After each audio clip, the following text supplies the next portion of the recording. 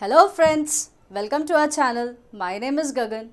बच्चों, आज हम स्टार्ट करने वाले हैं आईकेएस का फर्स्ट मॉड्यूल, जिसमें फर्स्ट चैप्टर हम इंट्रोडक्शन टू आईकेएस स्टार्ट करेंगे।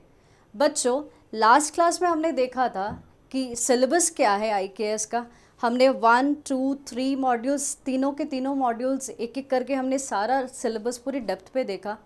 फिर हमने पेपर पैटर्न चेक किया कि पेपर पैटर्न हमारा क्या है, कितने मार्क्स के पेपर आने वाला है, किस तरह के क्वेश्चंस आएंगे, आपको क्या चॉइसेस आएगी, हर कुछ हमने डिटेल में लास्ट क्लास में हमने डिस्कस किया है। बच्चों, जिन्होंने वो वीडियो नहीं देखी, प्लीज़ आप प्रीवियस वीडियो जाके वो ज़रूर देख लें। आज की क्लास में हमने कोशिश करी है बच्चों कि थोड़ा चार्ट्स ऐड करें, थोड़े डायग्राम्स ऐड करें, क्योंकि हर बच्चों को थोड़ा डिफ़िकल्ट लगता है इंडियन नॉलेज सिस्टम, क्योंकि बच्चों ये है तो बहुत वास्ट और थोड़ा कॉम्प्लिकेटेड भी है, थोड़ा बोरिंग भी लगता है, क्योंकि ये एंशियंट हिस्ट्री के साथ जुड़ा हुआ है। तो आओ बच्चों, हमने भी कोशिश करिए थोड़ा आसान बनाने के लिए, आप भी थोड़ा इंटरेस्ट होके इसको पढ़ने की कोशिश करिए। चलिए बच्चों, जल्दी से आकर देखते हैं कि मॉड्यूल 1 का सिलेबस क्या है। तो सिलेबस मॉड्यूल 1 का चैप्टर नंबर 1 में है इंट्रोडक्शन टू आईकेएस। उसमें हम पढ़ेंगे बच्चों मीनिंग ऑफ नॉलेज सिस्टम। फिर हम पढ़ेंगे कैरेक्टरिस्टिक्स क्या है, वाई आईकेएस मतलब इम्पॉर्टेंस पढ़ेंगे।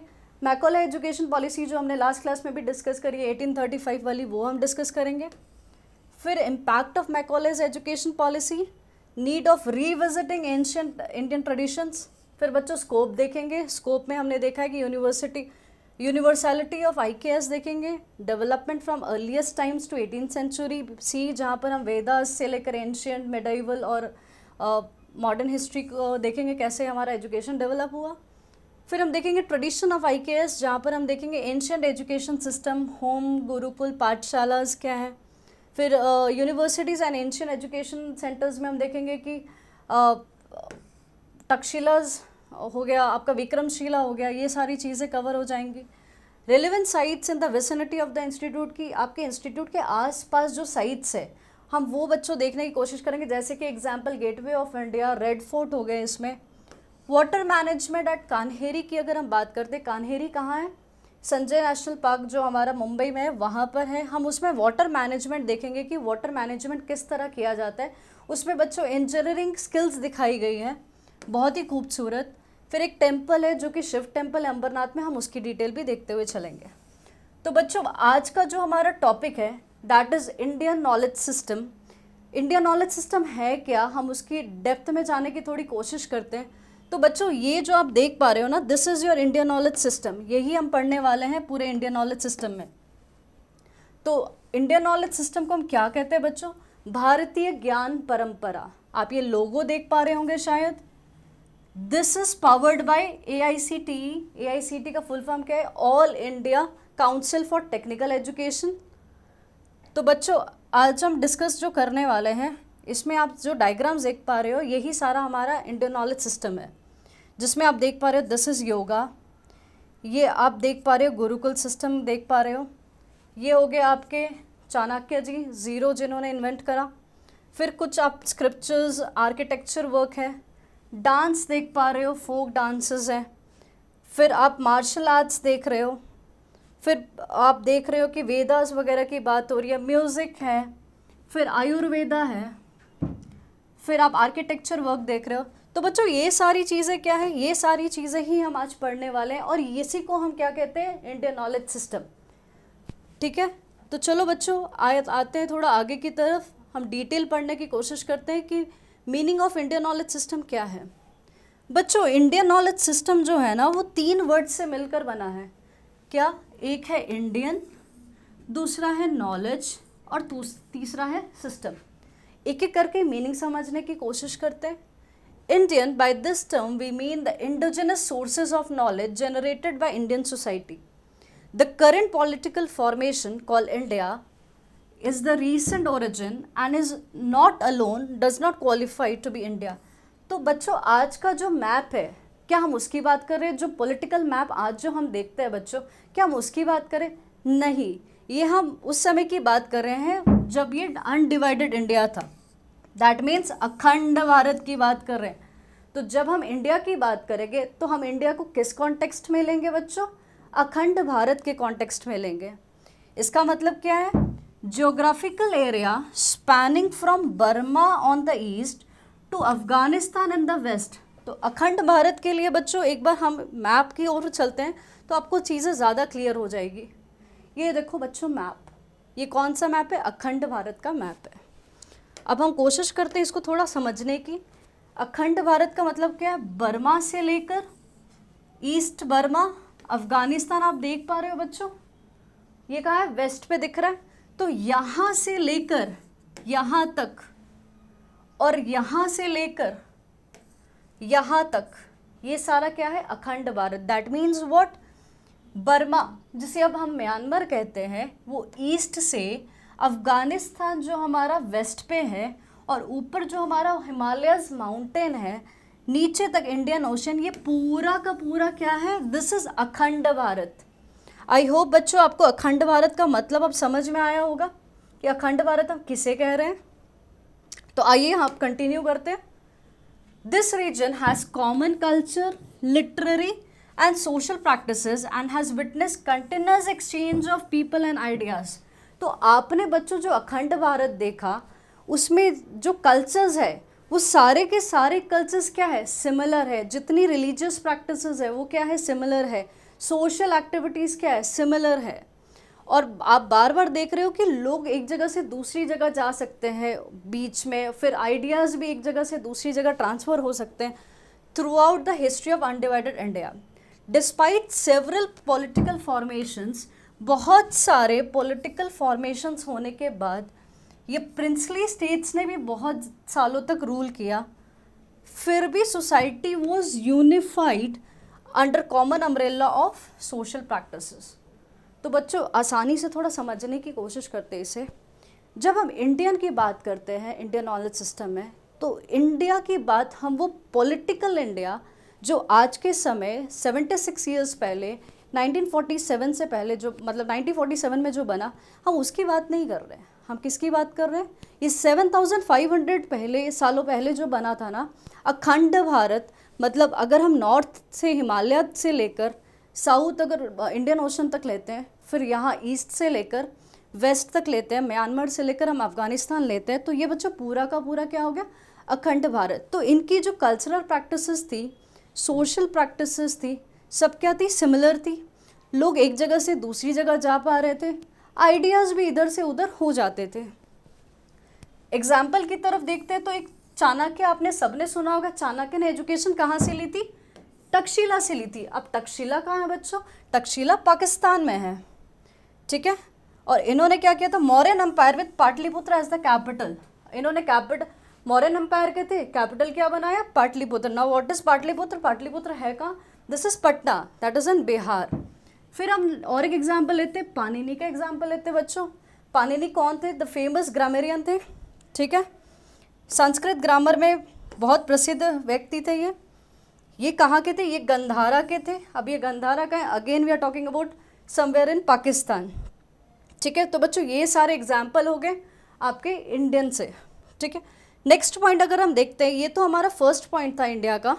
सेकेंड पॉइंट जो हम देखते हैं, second aspect to this is only such knowledge synthesised, codified and made available by the Indians is considered Indian knowledge. मतलब क्या बच्चों? मतलब कि वो नॉलेज जो हमने सिंथेसाइज्ड कर दी है। देखो नॉलेज तो बहुत जगह से आई ना, इधर इधर इधर सबसे आई, बट उसको प्रॉपरली सिंथेसाइज करना, उसको एक छोटे फॉर्मेट पे लेकर आना, फिर उसको कोडिफाई करना ना। What is Codify? कोडिफाई का मतलब है क्लासीफाई करना। And made available by the Indians is considered Indian knowledge. मतलब वो नॉलेज जो हमने सिंथेसाइज कर दी, क्लासीफाई कर दी, एंड इंडियंस ने वो नॉलेज अवेलेबल करवाई है, that is known as Indian knowledge. This implies that they ought to be have been part of the Indian continent। वो इंडियन होने चाहिए, मतलब इंडियन कॉन्टिनेंट का पार्ट होने चाहिए। या तो वो इंडिया में बॉर्न होंगे या फिर वो इंडिया में रहे होंगे बहुत सालों तक और उसका कल्चर, उसके प्रैक्टिसेस को अडॉप्ट कर लेंगे, उसे हम कहते हैं इंडियन, ठीक है। तो बच्चों आपको आई होप समझ में आ रहा होगा। तो हमने इसमें क्या देखा? दो पार्ट्स देखे। कौन कौन से पार्ट देखे? एक पार्ट हमने देखा बच्चों अखंड भारत का, ठीक है। दूसरा पार्ट क्या देखा हमने? कि जो इंसान इंडिया में रहा है, काफ़ी या तो बॉर्न हो गया या काफ़ी साल उसने इंडिया में व्यतीत कर रहे हैं, वो फॉरेनर ट्रैवलर की हम बात कर रहे हैं क्या? नहीं। आपने भी सुना होगा कि बहुत सारे फॉरेन ट्रैवलर्स हमारे यहाँ आए थे, रहे, यूनिवर्सिटीज़ में पढ़े, फिर हमारा ज्ञान लेकर बाहर चले गए। क्या हम उन्हें इंडियन बोल रहे हैं? नहीं बच्चों, हम उन्हें इंडियन नहीं बोल रहे। I hope the meaning of the Indian is clear now. Let's move next topic, that is knowledge. बच्चों देखो, नॉलेज का मतलब क्या है? The second component of IKS is the knowledge which is always tacit. जब भी बच्चों नॉलेज की बात करते हैं, नॉलेज को हम क्या कह रहे हैं? टेसिट है। Now what is tacit? Tacit का मतलब है कि आपने कुछ एक्सपीरियंस किया बट आप उसको वर्ड्स में एक्सप्लेन नहीं कर पा रहे हो, that is known as tacit knowledge. It is obtained by insights gained by personal experiences with life situations, facing problems and coming up with solving them। देखो बच्चों, आपको लाइफ में कोई प्रॉब्लम आ गई, ठीक है, अब सॉल्यूशन कौन निकालोगे? आप ही निकालोगे ना। उससे क्या हो रहा है? एक एक्सपीरियंस गेन हो रहा है। उसे क्या कहते हैं? हम पर्सनल एक्सपीरियंस कहते हैं। तो आपने क्या देखा, कोई प्रॉब्लम आई, उसको सॉल्व किया आपने और एक पर्सनल एक्सपीरियंस गेन किया, तो ये क्या? ये भी तो नॉलेज है ना। क्या है बच्चों? नॉलेज है। और किस तरह की नॉलेज हो सकती है? Observation of events. आपने किसी चीज़ को ऑब्जर्व किया तो उससे भी तो आप नॉलेज ही गेन कर रहे हो ना। एक्सपेरिमेंटेशन, आपने कुछ एक्सपेरिमेंट कर करके, बार बार कर करके सेम चीज़ को कुछ सीखा, उसको भी हम नॉलेज कहते हैं। कंजेक्चरिंग, कंजेक्चरिंग मतलब क्या होता है कि आपने एक हाइपोथेसिस बनाया, उस हाइपोथेसिस के बेसिस में आपने कंक्लूजन निकाला, उसे क्या बोलते हैं? कंजेक्चरिंग बोलते हैं। वो भी तो एक तरह की नॉलेज ही हो गई ना। और एनालाइज करना मतलब किसी चीज़ को डेप्थ में जाके इन्वेस्टिगेट करना। तो ये सारी की सारी चीज़ें क्या बच्चों? नॉलेज ही तो है। नॉलेज में और may not be converted into literary format. तो बच्चों जो नॉलेज होती है, ज़रूरी नहीं है कि हम उसको लिटरेरी फॉर्म में कन्वर्ट करें, हम ओरल फॉर्म में भी तो उसको रख सकते हैं ना। The tacit knowledge can be preserved and transmitted through an oral traditions without a loss. जो टेसिट नॉलेज होती है, जो नॉलेज हमने गेन की हुई है, can be preserved and transmitted. उसको प्रिजर्व और ट्रांसमिट कैसे कर सकते हैं बच्चों? ओरल ट्रेडिशन से। India has rich tradition of folklore practices even to date that belong to this category. तो हमारा जो रिच ट्रेडिशंस है, फोकलोर का बहुत रिच ट्रेडिशंस है हमारा, वो किसका एग्जाम्पल हो गया? ओरल ट्रेडिशंस का एग्जाम्पल है। Well both of these forms of knowledge, किस फॉर्म्स ऑफ नॉलेज की बात कर रहे हैं हम? लिटरेरी फॉर्म की बात कर रहे हैं और non literary, that means oral form की बात कर रहे हैं। So both of these form of knowledge are equally important and valuable. तो ये दोनों फॉर्म जो नॉलेज की है, ये हमारे लिए दोनों के दोनों ही इंपॉर्टेंट। ऐसा नहीं है कि लिटरेरी वाला बहुत इंपॉर्टेंट है, ओरल वाला तो इंपॉर्टेंट ही नहीं, दोनों सेम इंपॉर्टेंस रखते हैं। And valuable, it is impossible to formally study knowledge transmitted through oral tradition. बच्चों अगर आपने फॉर्मली पढ़ना है ना, तो ओरली ट्रेडिशंस बहुत मुश्किल हो जाता है, नेक्स्ट टू इम्पॉसिबल हो जाता है पढ़ने के लिए। इसीलिए हम कोशिश करते हैं कि हम लिटरेरी फॉर्मेट में ही जाएं। Therefore, by knowledge we mean a formal repository। क्या हो रहा है? Formal repository of knowledge available in the literary forms। तो हम किस नॉलेज की बात करें? अगर हमें फॉर्मली पढ़ना है तो हमें लिटरेरी फॉर्म्स में ही जाना पड़ेगा, जो कि रिटन फॉर्म्स है, जैसे कि वेदास हो गए, आपके वेदांगास हो गए, इतिहासास हो गए, पुराणास हो गए। ये सारी चीज़ें हमारे पास क्या है बच्चों? लिटरेरी फॉर्म्स में है। फिर आती है हमारे पास tacit knowledge. Tacit knowledge gained by a seeker is eventually transmitted systematically in form of some explicit knowledge. Tacit knowledge जो एक सीकर ने गेन की है, वो इवेंचुअली कैसे ट्रांसमिट होगी? एक्सप्लिसिट नॉलेज के फॉर्म पे। मतलब जो आपने नॉलेज गेन की, अब उसको आप क्या करोगे? कुछ नया फॉर्म दोगे, कुछ रिटन फॉर्म में दे दोगे। जैसे कि हो सकता है आप उसकी थियोरी प्रपोज कर दो, कुछ फ्रेमवर्क्स बना दो, या कुछ लिटरेरी वर्क कर दो। तो आपने क्या किया? जो इम्प्लिसिट नॉलेज थी, हमने उसको कन्वर्ट करके क्या कर दिया? एक्सप्लिसिट कर दिया, कि लोग अब उसको समझ सकेंगे। Furthermore the knowledge pervades all three domains. कौन कौन से थ्री डोमेन्स हैं? स्पिरिचुअल, रिलीजियस एंड सोशल, जो डे टू डे इश्यूज़ के साथ होता है. We can summarise the term knowledge as that emanating from the wisdom and insights arising out of deep experiences. तो वो नॉलेज जो हमारे डीप एक्सपीरियंसेस से आई है, ऑब्जर्वेशन करने से आई है, एक्सपेरिमेंटेशन से आई है, एनालिसिस से आई है, वैलिडेशन अप्रूव्ड, उसे हम अप्रूव कर चुके हैं, वैलिड कर चुके हैं और उसको हम फर्दर एक्सपैंड कर सकते हैं. इसी को तो हम नॉलेज कहते हैं. तो नॉलेज क्या हो गई बच्चों? नॉलेज को अगर हम शॉर्ट में पढ़ें तो नॉलेज का मतलब क्या है? नॉलेज आपकी फॉर्मल भी हो सकती है, इनफॉर्मल भी हो सकती है.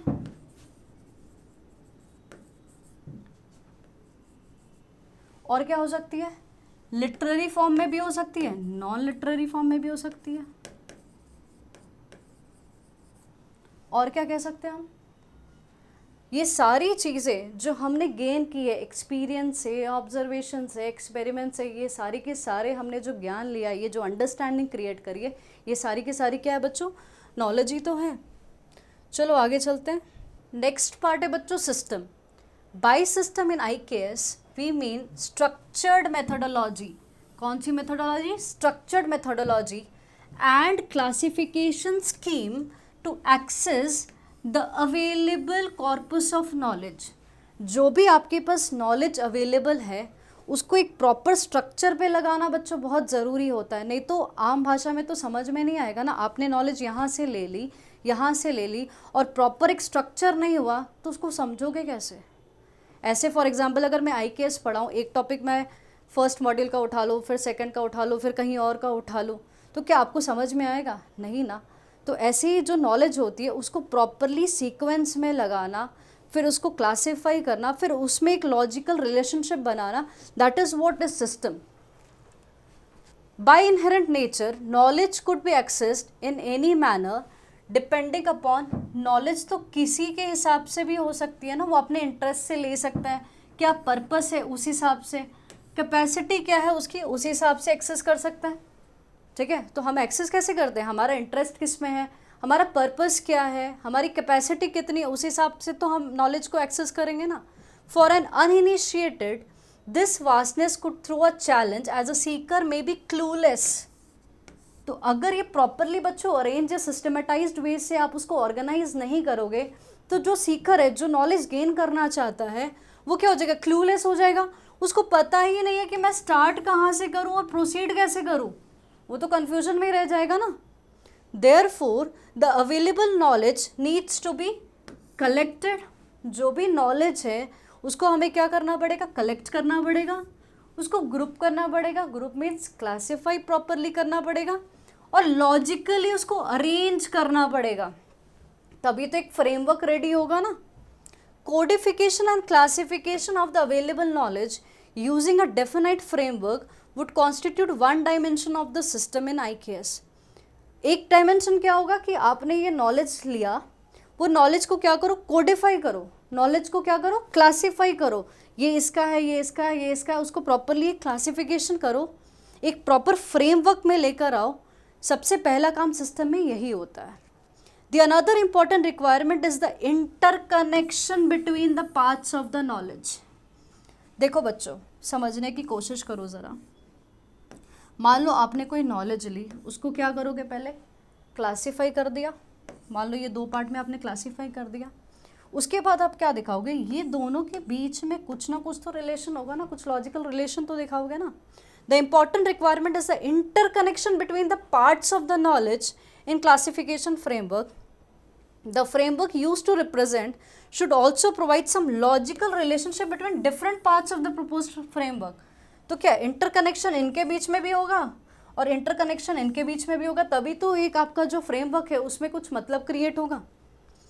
This helps easy understanding of the overall contribution of the knowledge and how different components of the knowledge complement each other. तो इससे क्या होगा? जब आप ये प्रॉपरली एक फ्रेमवर्क रेडी कर लोगे तो बच्चों नॉलेज को समझने में थोड़ी आसानी हो जाएगी एंड डिफरेंट कॉम्पोनेंट्स जो भी है वो एक दूसरे के साथ कैसे कॉम्प्लीमेंट कर रहे हैं वो भी तो समझ में आएगा.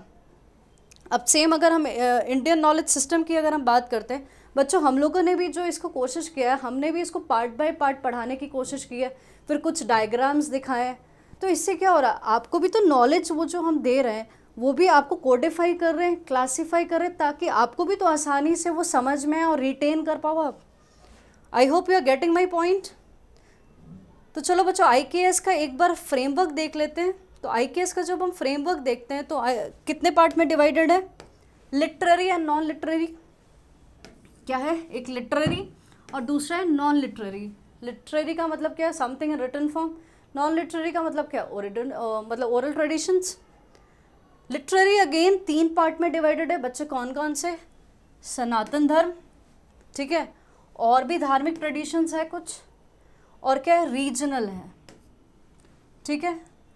फिर सनातन धर्म जो है, एक है कोर सॉरी, कोर मतलब इम्पॉर्टेंट, और भी है उसके साथ aligned. 14 vidyasthana, work of several religious leaders and philosophers. बहुत सारे जो फेमस फिलोसफर्स हुए हैं उनके भी कुछ काम है, लीडर्स के कुछ काम है। वेदास यहाँ पर आ जाएंगे, वेदंगास आ जाएंगे, इतिहास, वो सारी चीज़ें हम कोर में ही पढ़ते हैं। अदर्स में हम देखते हैं बच्चों कि हमने साइंस के कुछ पार्ट्स देखे हैं, फिर engineering, technology, architecture, alchemy. Alchemy का मतलब क्या होता है, जब नई नई डिस्कवरीज करना कि मेटल्स को किस तरह हम गोल्ड में कन्वर्ट करते हैं। This is a part of actually chemistry. Aesthetics, beauty से related, kavyas, arts, health wellness, psychology, public administration, code of living. Other धार्मिक ट्रेडिशंस की अगर हम बात करते हैं तो हमारे पास क्या है, 2 है। एक है बुद्धिस्ट, आपने सुना ही होगा ना, बौद्ध धर्म, जैन धर्म, वो सारे यहाँ है। फिर रीजनल की जब हम बात करते हैं तो बच्चे कोर जो होता है ना, कई बार लोग अपनी रीजनल भाषा में कन्वर्ट करने की कोशिश करते हैं ताकि उसे आसानी से वो समझ सके।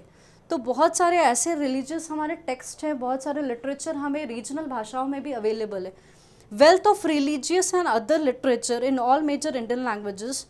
ओरल ट्रेडिशंस की अगर बात करते हैं तो आर्ट फॉर्म्स है। आर्ट फॉर्म्स में हम कह सकते हैं कि पेंटिंग्स हो गई या कुछ डांस फॉर्म्स हो गए, ये सारी चीज़ें क्या है, आर्ट फॉर्म्स है। कुछ ट्रेडिशनल म्यूजिक्स हो गया। तो इससे क्या करें, हम ओरली अपने ट्रेडिशंस को फॉरवर्ड कर रहे हैं ना।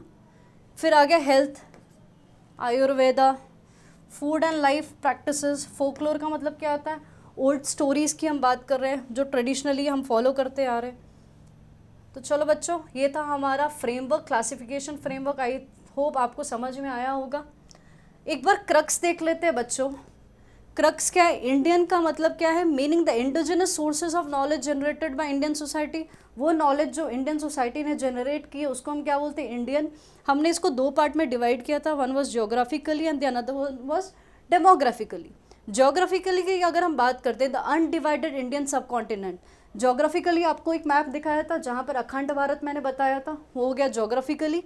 फिर डेमोग्राफिकली की अगर हम बात करते हैं तो बच्चों हम लोगों ने देखा था कि जो लोग या तो इंडिया में बॉर्न है या फिर जो बहुत समय से इंडिया में रहे हैं, उसके कल्चरल प्रैक्टिसेस, उसके ट्रेडिशंस को उन्होंने अपने जीवन में अडॉप्ट कर लिया, वो सारी चीज़ें कहाँ आ जाएगी, डेमोग्राफिकली आ जाएगी। तो ये कुल मिला के हमारा क्या हो गया, इंडियन का मतलब निकल गया। अब आते बच्चों नॉलेज का मतलब। नॉलेज का मतलब क्या होता है, जो हमने ज्ञान लिया है, किससे, अपने पर्सनल एक्सपीरियंसेस से, ऑब्जर्वेशन करके, एक्सपेरिमेंट करके या फिर एनालिसिस करके, ये सारी चीज़ों से जो हमने ज्ञान लिया उसको हम क्या कहते हैं, नॉलेज कहते हैं। फिर सिस्टम, जो नॉलेज हमने गेन कर लिया, जो इंडियन नॉलेज हमने गेन की है, उसको एक प्रॉपर सिस्टम, एक प्रॉपर फ्रेमवर्क में दिखाना, उसे क्या कहते हैं, हम सिस्टम कहते हैं। तो चलो बच्चों आगे पढ़ते हैं, हम आगे बढ़ते हैं। Indian knowledge system comprise of, बच्चे दिस इज नॉट जनान, this is gyan. Indian knowledge system comprise of gyan, vigyan, jeevan darshan that has evolved out of experience, observation, experimentation and rigorous analysis। तो इंडियन नॉलेज सिस्टम किससे कॉम्प्राइज है बच्चों, 3 चीज़ों से। एक है ज्ञान, विज्ञान एंड जीवन दर्शन। ज्ञान क्या है, नॉलेज। विज्ञान क्या है, साइंस। जीवन दर्शन मतलब जीवन को देखने का नज़रिया, फिलॉसफी से रिलेटेड है। ये सब हमें कैसे मिले, एक्सपीरियंस, ऑब्जर्वेशन एंड एक्सपेरिमेंट से मिले। Indian knowledge system is an innovative cell. कौन सा सेल है ये बच्चों? इनोवेटिव सेल है। किसके अंदर आता है? एमओई के अंदर आता है ना। What is MOE? Ministry of education के अंदर आता है AICTE, all India centre for technical education. कहाँ पर है बच्चों? ये न्यू दिल्ली में है। तो आईकेएस को एस्टैब्लिश क्यों किया गया? The very important line, to promote interdisciplinary research. कौन सा रिसर्च? इंटरडिसिप्लिनरी, मतलब दो डिसिप्लिन्स को मिला के, दो चीज़ों को मिला के जो हम रिसर्च करते हैं उसको बोलते हैं हम interdisciplinary research. So it is established to promote interdisciplinary research in all aspects of IKS. तो सारे एस्पेक्ट्स ऑफ आईकेएस पे हम इंटरडिसिप्लिनरी रिसर्च कर सकते हैं, उसको प्रिजर्व करेंगे एंड आगे बढ़ाएंगे, स्प्रेड करेंगे for further research and societal application में। तो फिर और क्या करेंगे? हम उसको स्प्रेड करते चले जाएंगे, उसमें और रिसर्च करेंगे और फिर सोसाइटी में एप्लीकेशंस भी करने की कोशिश करेंगे जो भी हमारा इंडियन नॉलेज सिस्टम का है। It will actively engage for spreading what? Rich heritage of our country. तो ये क्या करेगी? हमारा जो रिच हेरिटेज है कंट्री का, उसको एक्टिवली क्या करेगी? स्प्रेड करेगी। हमारी जो भी ट्रेडिशनल नॉलेज है, traditional knowledge in the sense जो भी हमारी नॉलेज है related to art and literature, agriculture, basic science and technology, architecture, management, economics, तो जो भी हमारी ट्रेडिशनल नॉलेज है और जो भी हमारा हेरिटेज है कंट्री का, उसको क्या करना? एक्टिवली स्प्रेड करने का काम करेगा ये। तो बच्चों आज का लेक्चर हम यही ख़त्म करते हैं। आई होप आप लोगों को समझ में आया होगा। आज हमने इंडियन नॉलेज और सिस्टम सिर्फ ये 3 वर्ड्स का मतलब ही समझा है। तो आई होप हर चीज़ आपको क्रिस्टल क्लियर होगी। किसी तरह का भी आपको बच्चों कोई डाउट आ रहा है तो प्लीज़ आप नीचे कमेंट सेक्शन बॉक्स में पूछ सकते हो, आपकी हर क्वेरी का जवाब दिया जाएगा। मिलते हैं आपको अगले लेक्चर में एक नई टॉपिक के साथ। तो बच्चों जो एलिमेंट्स ऑफ आईकेएस है वो हम अगले टॉपिक में डिस्कस करेंगे। Thank you.